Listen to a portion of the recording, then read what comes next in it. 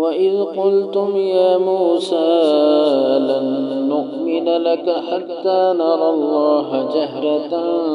فأخذتكم الصاعقة وأنتم تنظرون ثم بعثناكم من بعد موتكم لعلكم تشكرون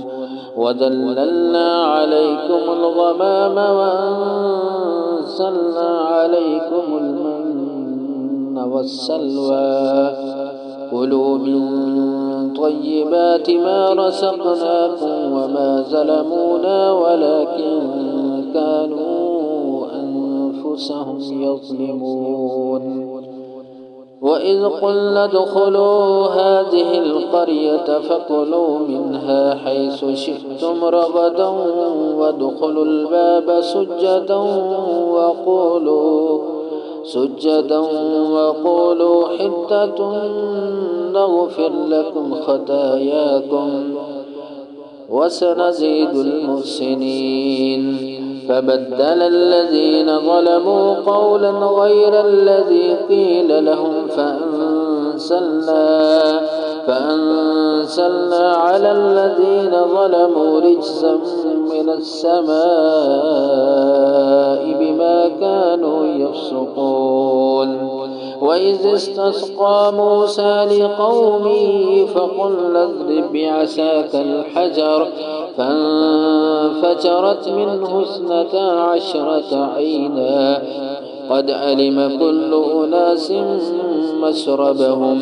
كلوا واشربوا من رزق الله ولا تعصوا في الأرض مفسدين وإذ قلتم يا موسى لن نصبر على طعام واحد